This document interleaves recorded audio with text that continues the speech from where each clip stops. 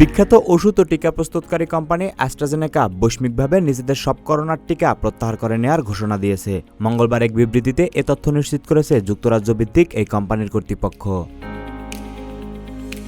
কোম্পানিটি বলেছে, করোনা মহামারীর সময় যে বৈশ্বিক পরিস্থিতি ছিল এখন আর তা নেই। করোনা ভাইরাস নামে যে ভাইরাসটি বিস্তার প্রতিরোধে অক্সফোর্ড বিশ্ববিদ্যালয়ের সঙ্গে সম্মিলিতভাবে 2020 সালের শেষ দিকে যে টিকা বাজারে এনেছিল অ্যাস্ট্রাজেনেকা, সেই ভাইরাসটি এখন প্রায় নিষ্ক্রিয়। এমনকি মূল ভাইরাসটি থেকে যেসব ভ্যারিয়েন্ট ভাইরাস উদ্ভব হয়েছে সেগুলো এখন আর প্রাণঘাতী নয়।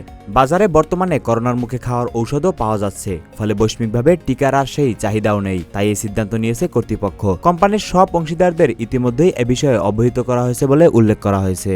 সম্প্রতি ব্রিটেনের আদালতে 10 কোটি পাউন্ড ক্ষতিপূরণের মামলা হয়েছে অ্যাস্ট্রাজেনেকার বিরুদ্ধে। মামলার অভিযোগে গুরুতর পার্শ্ব প্রতিক্রিয়া, বিশ্বজুড়ে অনেক মানুষের মৃত্যু হয়েছে বলে উল্লেখ করা হয়েছে। মামলার কার্যক্রম চলার মধ্যেই এই ঘোষণা দিল কোম্পানির কর্তৃপক্ষ।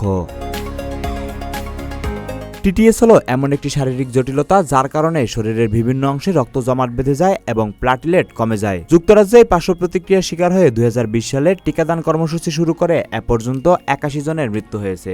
মঙ্গলবারের বিবৃতিতে অ্যাস্ট্রাজেনেকা বলেছে, নিরপেক্ষ পরিসংখ্যান বলছে 2020 সালে বিশ্ব স্বাস্থ্য সংস্থার ছাড়পত্র পাওয়ার পর এক বছরে অ্যাস্ট্রাজেনেকার 300 কোটি করোনার টিকা ডোজ ব্যবহার করা হয়েছে। এসব টিকা ডোজ প্রাণ বাঁচিয়েছে বিশ্বের 65 লাখেরও বেশি মানুষের। বিভিন্ন দেশের সরকার আমাদের প্রচেষ্টায় প্রশংসা করেছে এবং করোনা মহামারী দূর করতে অ্যাস্ট্রাজেনেকার টিকা যে গুরুত্বপূর্ণ ভূমিকা রেখেছে তা বৈশ্বিকভাবে স্বীকৃত।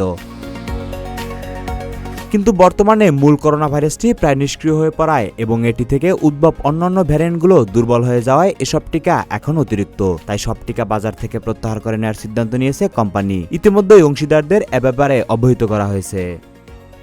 তোফায়েল আহমেদ, সবার কথা।